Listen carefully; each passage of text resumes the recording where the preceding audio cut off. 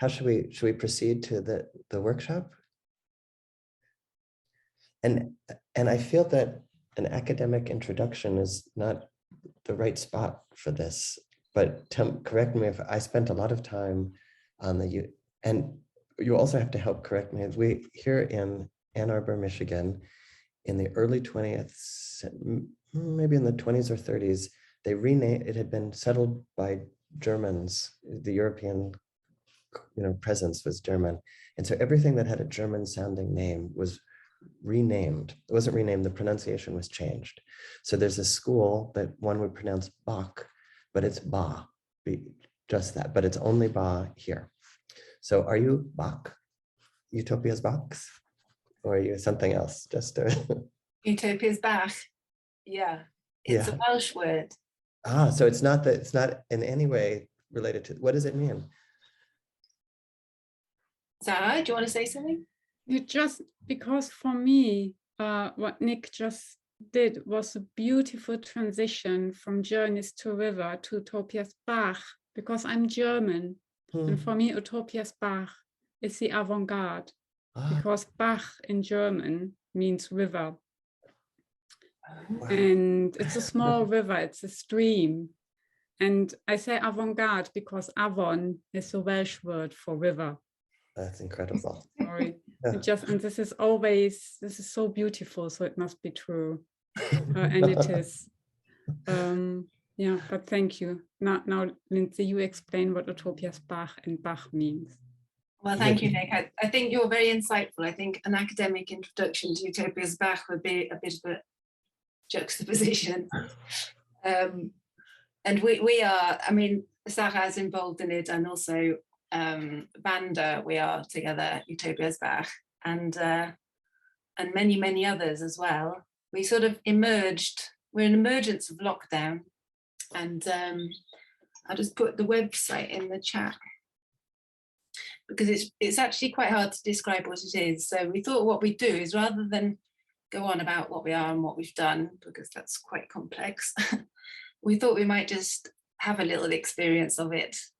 So rather than listening to conversation, we have a bit of a sort of guided imagination, which is something that we've developed as a sort of way of, we realized quite early on, it was quite hard to imagine the world any differently to how it is. It's really hard to overcome, the mainstream. And the word Bach, to come back to that, in Welsh means sort of small, classically small, but also nook and cranny, and there's something very grounded about it. And part of Utopias Bach was exploring, this is the academic bit, a bit like Bruno Latour talks about the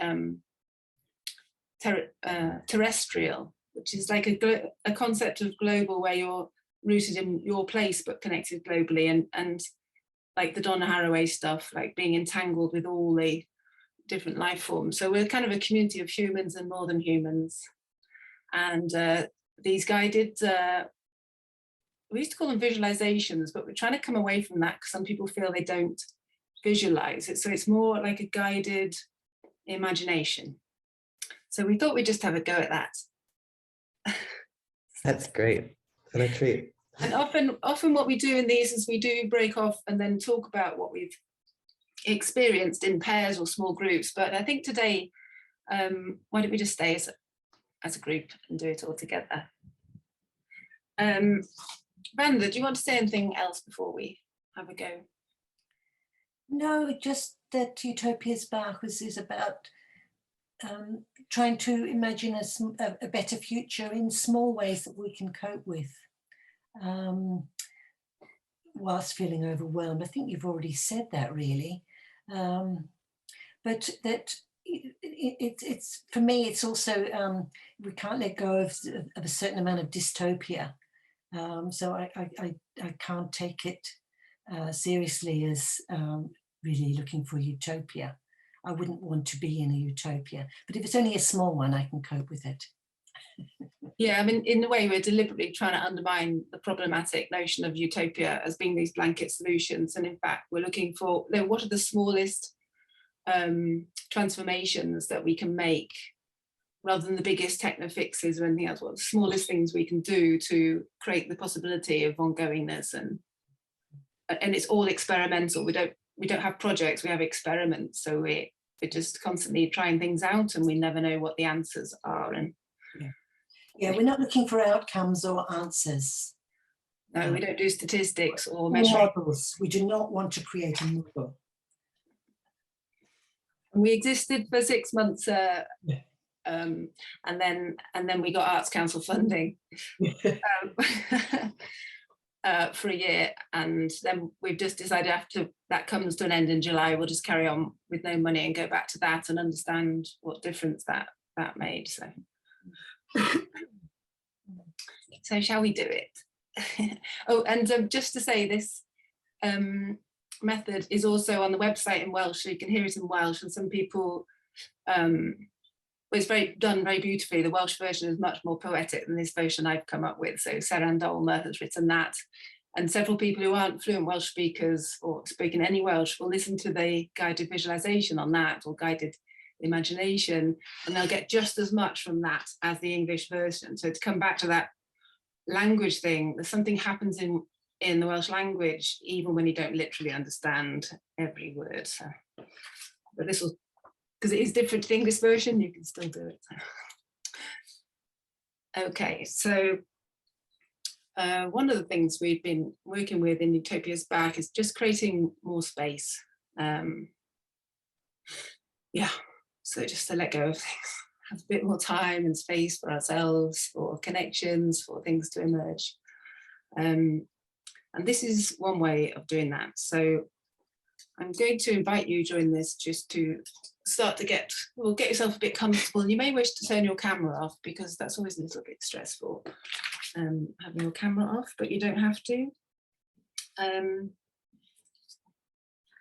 what we're going to do is we're going to travel to the future. But this is going to be the future of your wildest imagination, or a future of your wildest imagination, because there'll probably be many.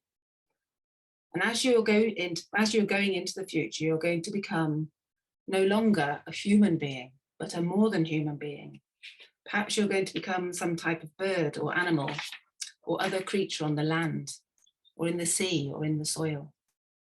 And perhaps you might be a type of plant, or the wind, or moss, or a tiny single-celled organism, or a mountain, or a rock, or a pebble on a beach. You could even become mythical, or imaginary, or an amalgam.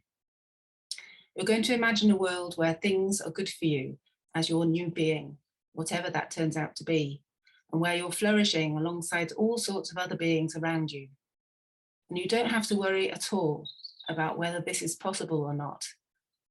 It's just about letting your imagination go free. To find out, you're going to go into your very own time machine. This doesn't have to be of human construction. It could be like a chrysalis. It could be anything at all, but it is very, very safe for you because it's designed specially for you. And while we're traveling forward in time, you're going to change, morph into something different, some other type of being. And what that being is will come to you while we're traveling, so you don't even have to think about it now. You'll discover what it is on arrival, and then you're going to explore your ideal world as that new being. After your guided visualization or guided imagination, without talking to anyone, I'm going to invite you to take a pen and write or draw, or just sit and reflect on what you've experienced on your travels. And these will just be for you, so you can put down everything you want. So to start, I want you to get comfortable. Be wherever it is that makes you most comfortable. You might want to get off your chair and lie on the floor. You might want to stand up and wander around. You might just move around on your chair. Make sure that your feet are perhaps on the floor or the ground. Take a deep breath in and let it out. Feel the floor or the chair beneath you. Let the relaxation flow in. Breathe in and out. Let your breath take away any tension from your feet, from your legs, from your body, your chest, your shoulders, arms, hands, neck, and head. Feel yourself more spacious. Feel yourself expanding into the spaciousness around you. And feel yourself also connected to the others on this Zoom call, also doing the same thing. We're creating a bubble of imagination, possibility. Now we're going to go on a journey. Let your imagination run free. If you start to judge anything, just let it go. Say, no, I'm playing with this. We're going here. You're going to imagine climbing into your very own time machine. As I said, it's created specially for you. It may not be human-made. It may be something that is completely safe for you. It may not be a human time machine. It may be like a chrysalis. What does it look like? What is it made of?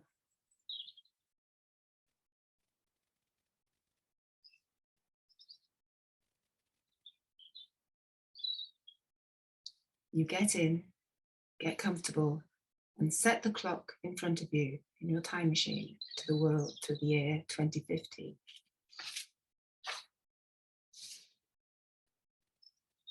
So we're going to travel forward in time to 2050. We're going to travel to the wildest, wonderful world of your imagination. Your time machine asks if you're ready, and you let it know that you are. And the time machine, whatever form it is, starts to move or change or transform, and you start to go forward in time through the rest of 2022 to 2023, 24, 25. And you're picking up speed now to 2030, 2035, 2040, 2045, and slowing down to settle in 2050. But this is only an idea of time. It's not actually a literal forward in time. You're not aging. You're just going into a parallel universe. As you've traveled through the night, and like a butterfly emerging from a cocoon, you wake up in your new form, in this new world, in your imaginary world where everything is as you would like it to be. As you wake up and become aware of your first breath, you become aware that you don't feel the same as when you left in 2022. Your senses seem somehow different. Your focus seems different. Your whole being feels different.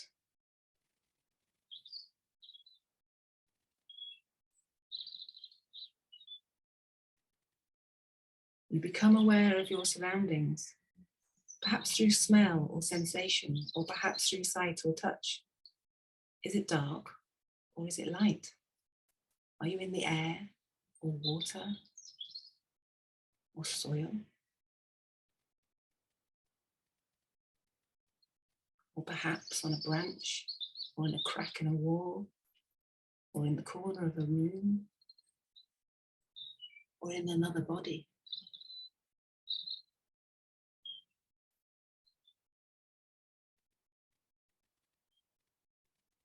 How does it feel? Where are you?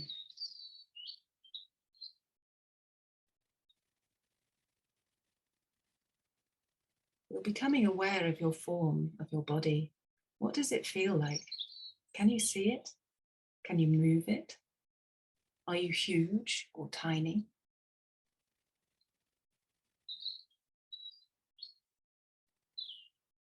You might not yet know what you are, or maybe it's already really clear to you, but don't worry, just stay with the experience of being whatever you are.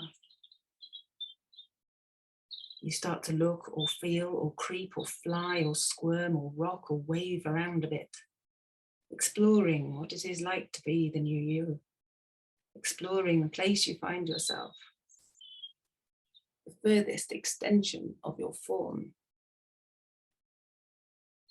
exploring, finding the other beings that are also in the place.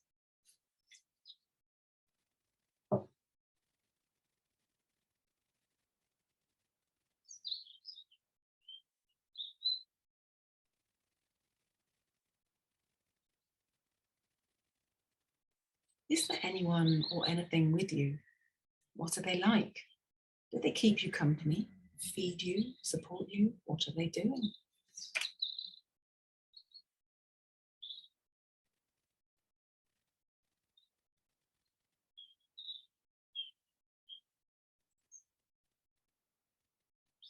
What makes you feel safe? What makes you feel like you're flourishing in this wonderful time?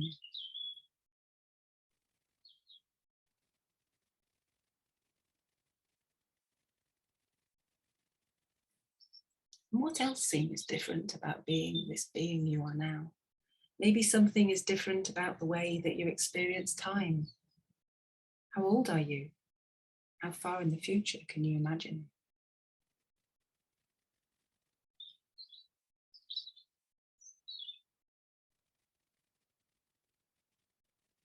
And what's your relationship with other beings?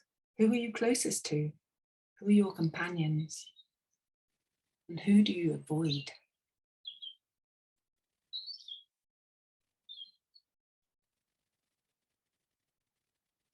What's your relationship with humans like? What do you think about them?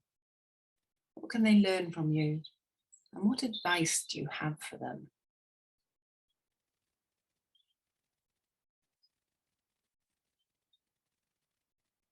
Perhaps these questions stay in the back of your mind as you go about your daily or nightly business, doing whatever it is that you tend to do. All the time, you just keep noticing how things are just that bit different. Keep looking around and exploring the way things have changed, or what or who you're interacting with. Perhaps today is a special day, and perhaps the humans have gathered around you, and you and others of your kind, or of all sorts of different kinds. They're all here in this place for humans to listen to and learn from. Imagine that all of us on this Zoom call, all these different beings connected across the world, and we have things to say to these humans. They're listening really carefully. They want to learn. Maybe feeling shy, but gradually you gain confidence. You want to pass on to humans what you know from this new view of the world. What little suggestions you might have for what they could do differently to make your corner of the world even better.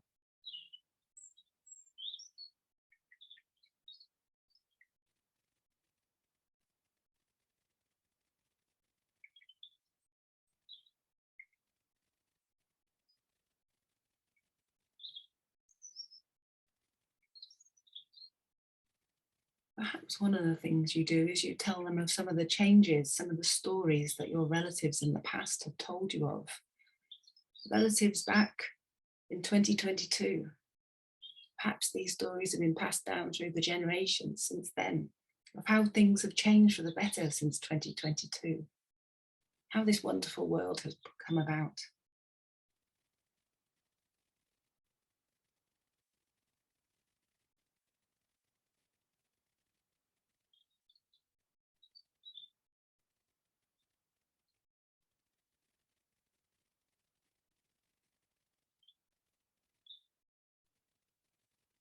The humans look moved by what you have said, and they thank you and give you gifts.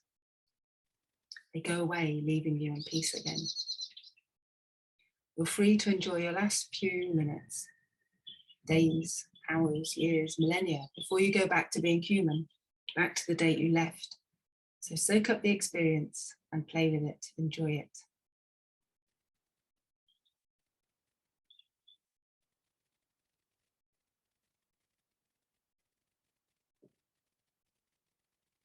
Now you're ready to go back to 2022. Take a last look, feel, listen, smell around you and climb back into your time machine. You can always come back here if you want to. You set the clock back to the 21st of February 2022. You confirm you're ready to go back and set the time machine off back to the beginning of 2050 through 2049, 48, 45, 40, picking up speed now to 2030, 2025, slowing down into 2023, 2022, and gently back to February the 21st, 2022. You take a deep breath and you feel the floor of the room and move your hands and legs to check you're here.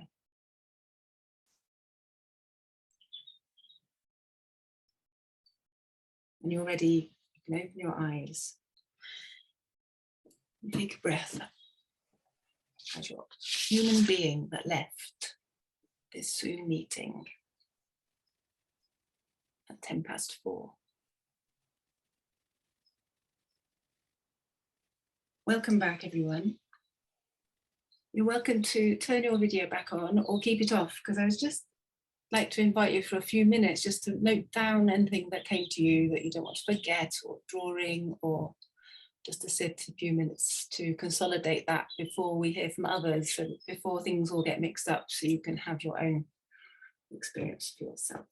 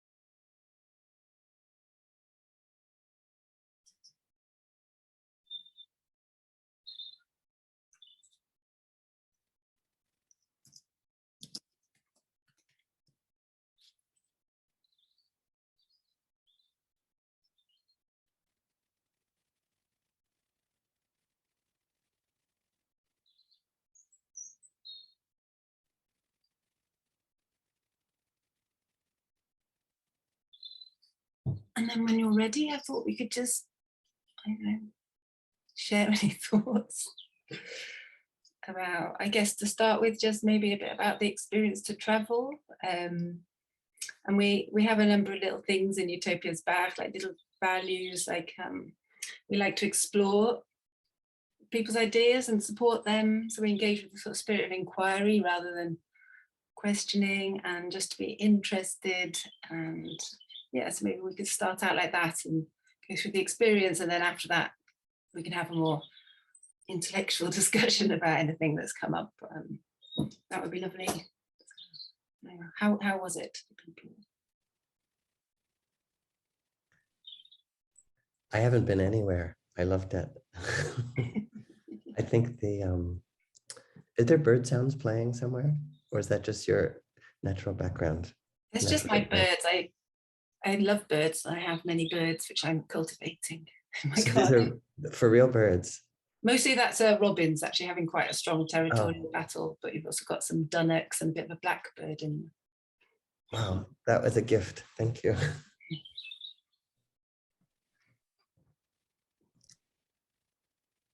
So what did people become? I would love to hear, maybe we could go around and say, what sort of things did you become?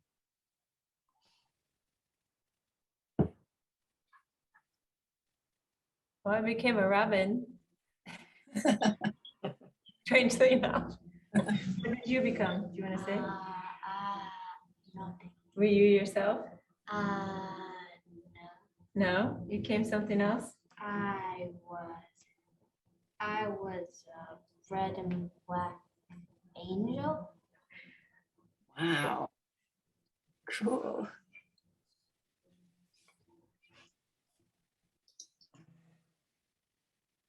What about anyone else? What else did you become? Oh, Batman. Wow, Nick's become some kind of hybrid. I was a hazelnut. My time machine was a hazelnut. And then I realized that I actually want to be a hazelnut. And then I thought, first I thought an animal that likes hazelnuts, but then I thought, no, I want to be the hazelnut. What about anyone else? Daphne, what did you become? Just I remained myself, but not with the same material. I think I was not transparent, but I was not solid in my form, but not solid. Interesting. It was a nice sensation, I have to admit, because I existed, but not in the same way. I liked it. Victoria, welcome. Victoria's in Argentina. Hi. Hi. What did you become, Victoria? Well, pretty much like Daphne, I become like a little micro mini me, but also with no weight, and so it's what like I could fly and whatever. So it was quite nice. Wow. I thought it would be harder, but it was easy to travel. So it was great. Amazing.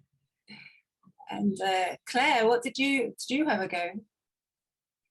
Yeah, I did. I lost all bodily form and became some sort of cloud. I couldn't work out what of. It was like kind of energy. It was like a small portable cloud. But then this is really quite weird. My time machine was like a confessional box. I think this might say something about my psyche. I think I probably need to speak to somebody professionally, but yeah. So. Wonderful. Vanda, what did you become? Well, I became like a water droplet that had a kind of, that was a form I could go back into, this sort of round, like a globule of water, but I could disperse and flow in water or go up and be a cloud in the sky or rain or just sort of get into a crevice with some moss or something like that. But every now and then I'd sort of, my need to be human would reassert itself and I'd go a bit like one of those superheroes that take human form out of water and emerge so I could still have hands. But then I'd go back into being, mostly I just stayed being the globule. And it was I think it was the water from Daphne's things, all those underwater bodies that inspired me, and the bubbles, and just lovely flowing in the water. And I didn't have to eat or anything like that. And I had other water globule friends, but I could communicate with other beings that were there. And the robin came with me in my time capsule because I could hear it all the time. And where I was really beautiful, like a jungle full of really, like a re-diversified world. I can't really imagine a better place than this one when it's not being destroyed. So it was really lovely. Oh, beautiful. Would anyone else like to say a little bit about their experience and what they, I don't know, how was it? What was different about being there?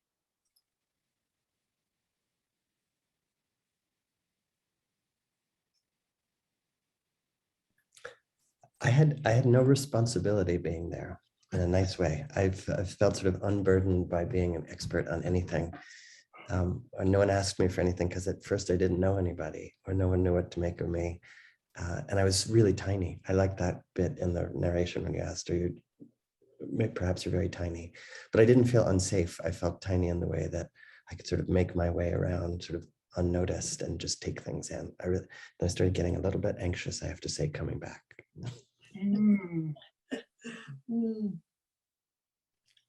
Some people find that the thing that they've become familiar with stays with them forever. You know, that it becomes somehow part of you, or that you have this kind of solidarity with that thing being like a familiar, yes. Like an avatar. Yeah. Does anyone else want to say a bit about the experience? Perhaps Daphne has a gold hand. Oh, sorry, can't see yet. Sorry, Daphne. Yeah, no worries. Yeah, I felt like I didn't belong. So I think that was stress-free because I didn't have nobody expected anything from me. And that felt nice. But on the other hand, because it was far away in the future, I found myself at some point worrying on whether I should look for my family or not and see. And if I had to make a choice if I wanted to see how this world is and what has happened and how this has impacted the people I love. And that was not a very nice choice. And I decided to leave after all, because I would not like to, because I was thinking, then it became very, very stressful because I started thinking, and if I learn something that I'm not supposed to know, how am I going to keep on living then, for these next years with this knowledge? It's a classic sci-fi argument, I guess. But yeah, and this is why I just entered again. My capsule was a bubble one. My bubble capsule, and hop back. Yeah, how was it to think about messages to humans? Did anyone have any messages or?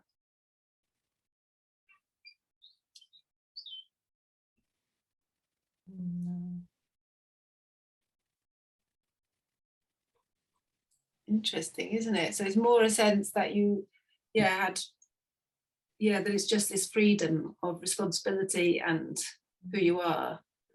Yeah, so sometimes we do versions where we don't go to the future at all.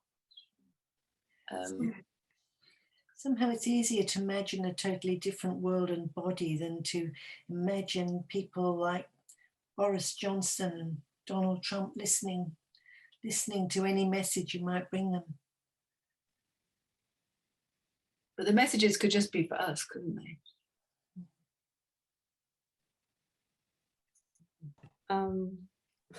But what I will say again, it's, me being a very, very sci-fi person,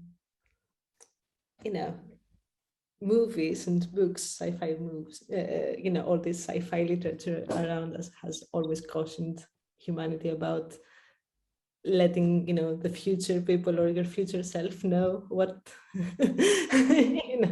of something that they should not. Yeah.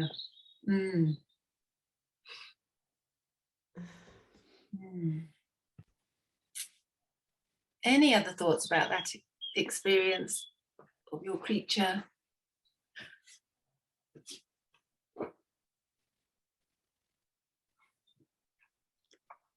Well, I was eaten, of course, because metabolism is my favorite topic.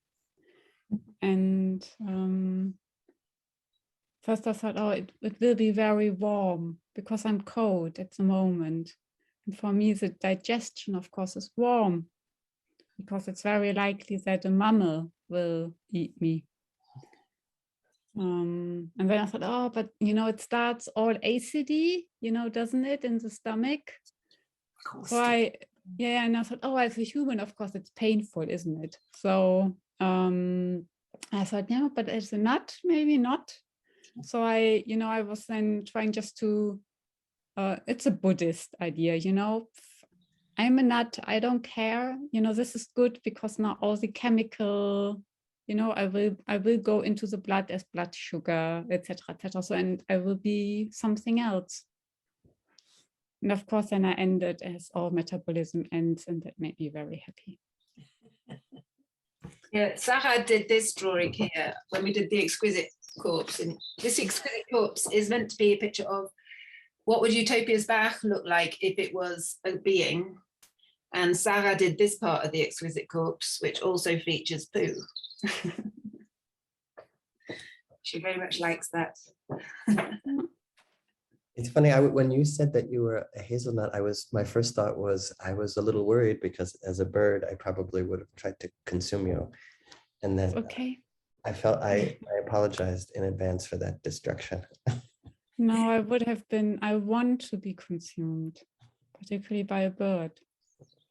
What kind of bird were you, Nick? We saw the drawing, but Well, I was a bird that walked on 2 feet, one of these birds that is vaguely humanoid. So I retained some human features, but I could also fly.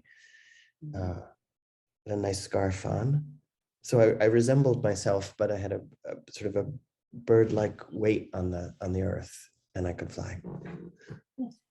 Sounds like another angel. It could be. I'd like to think it's a benevolent creature, but not consuming.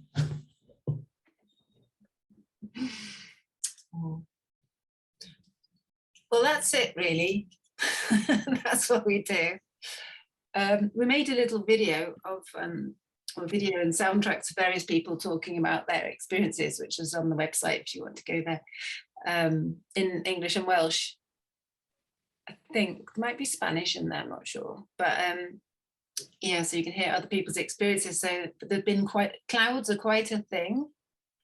Dandelion seeds, but more interesting, this transparent tiny human that's been coming through in this group. I don't think we've heard much about that before, so maybe that's something to do with the Zoom. We started doing these first on Zoom, and then we held as our first sort of real life Utopias Bach event, which was Metamorphosis Festival that Sarah organised with a lot of us. Yeah, we had our first real life ones there, so you could either do them in a group outside, or there was a place you could go and listen on headphones in a sort of darkened room. So, yeah, and we're trying to develop other types of guided imaginations, like how do you access radical imagination? How do you really rethink, how do you do those what ifs about the future that help us redesign or rethink where we are? Yeah, so we're exploring some of those sorts of things, and we don't have any answers in this guided imagination. We genuinely want to know what works, what doesn't work, how could we change it? If anyone wants to produce a different version, send it in, we'll try it out. I don't know, we just need different ways, don't we, to free ourselves of the sort of colonial thinking that we're all subject to, basically. Oh, Sarah has a gold hand. Yeah, another one. Yeah, I was just wondering, I mean, I've been to many of those, but never came across that anyone, imagined themselves as a virus. And I was just wondering whether that ever happened in any of your guided visualization, where you could really see that, I mean, a virus is a more than human as well. And did you ever, I mean, it's a difficult subject to touch, isn't it? To see, whether it could be a different way to relate to the pandemic. I don't think I do remember people being a virus. Lots of people are very tiny things, and some aren't clear what that tiny thing is. Like we've had moss spores and things like that are no, but actual virus is an interesting question though. Do you remember that, Vanda? No, I've just been thinking, because viruses, I think mostly people, although water isn't necessarily alive, is it? But I think on the whole, people have chosen things that are more alive, because there's some talk that a virus is not quite, it's a protein, isn't it, or something? Is it not quite alive? But, I mean, there's no rules against being a virus. So yeah. Well, no, I mean, people are rocks, aren't they? And the wind, we've had quite a big wind. Yeah. But yeah, no one's a virus. There's an insight. And Kara is trying to become a mountain. Mm-hmm.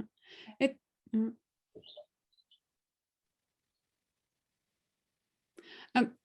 I've got another, and this is maybe, me trying to bring this into the academic discourse where I feel comfortable. So apologies for that. We can return to the non-academic, outside academic discourse anytime, please. but was trying to find make a connect, a kind of immediate connection to live events and the physical co-presence, because the physical co-presence is not necessarily required for this exercise. It might change the experience, of course, but it's not necessarily necessary. But I experienced, and that's now the non-academic part because I'm talking about myself, that it creates a certain presence.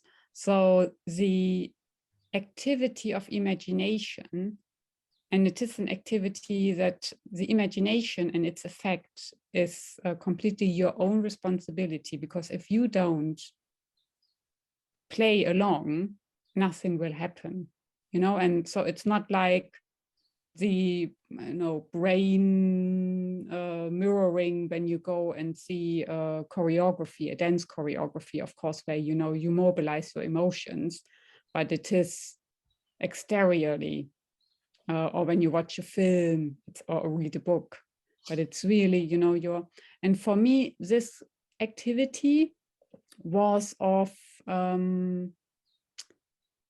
didn't feel digital ever, the suspicion you have to so it was something else. And I was just wondering how others feel about this, and whether anyone has words or concepts to, I don't know, express it, to nail it down, what we academics like to do.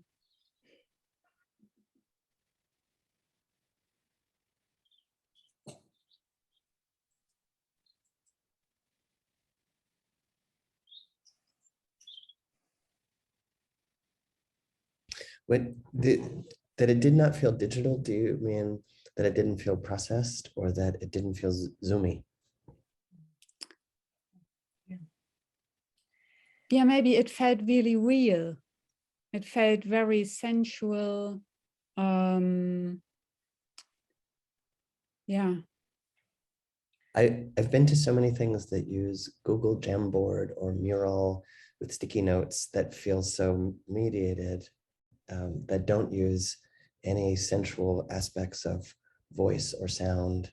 And so they replicate sort of bureaucratic structures. And what I enjoyed about this so much is I didn't feel I was in that place at all. I felt really free to imagine.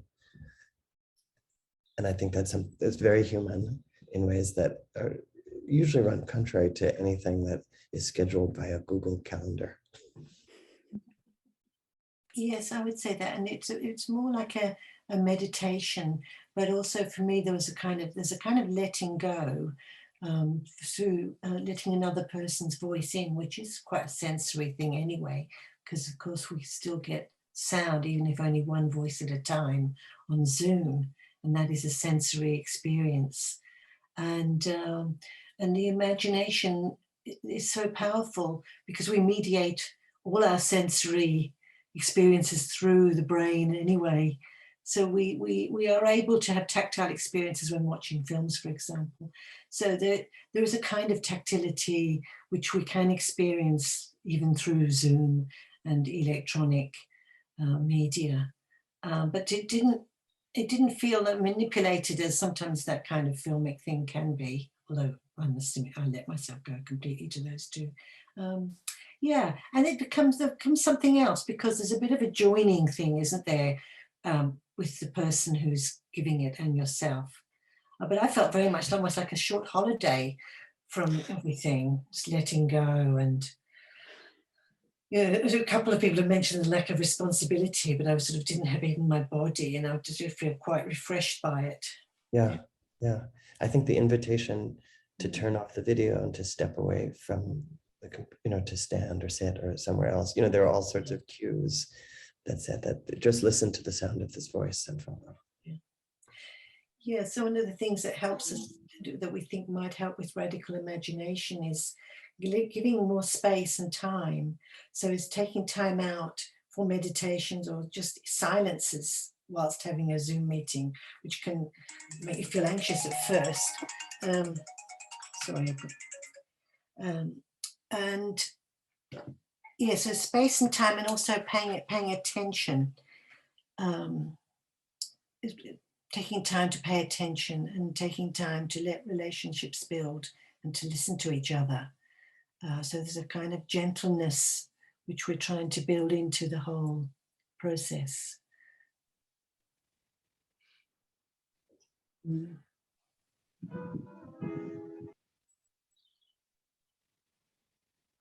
Music. It goes with the birds. Yeah, it's my home. My husband was playing. I was trying to say something, but today I'm like tired, and my English, when I'm tired, kind of get lost somewhere. But I will try. I was thinking as I was listening to you.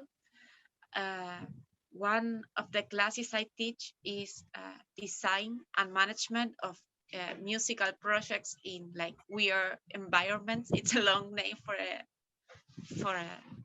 a class, but one of the problems I face is that me and my groups, we have like problems to imagine the long-term projects.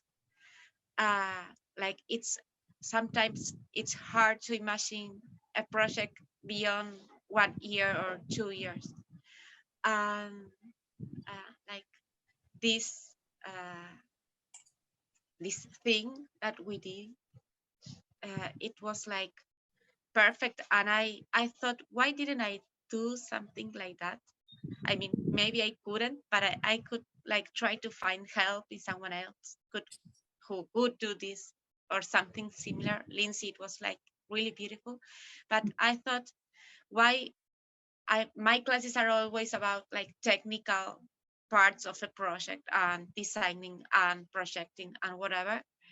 And I realized we have this problem, but I hadn't thought about joining this kind of exercising and training. Exercises is like an ugly word. I don't know, Lindsay, how do you call it?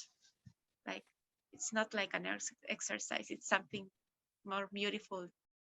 I don't know, it's a good question. We call it like a guided, there's a question about what to call it in Welsh as well, because they work in Welsh, like a guided imagination, or Evander says like it's like a sort of meditative space, guided meditation or something. Yeah, and experiment is another word we use, isn't it? We spend quite a lot of time looking for alternative words for things like that. Like we don't like the word project. All those words that they come weighted with all kinds of corporate meanings, don't they?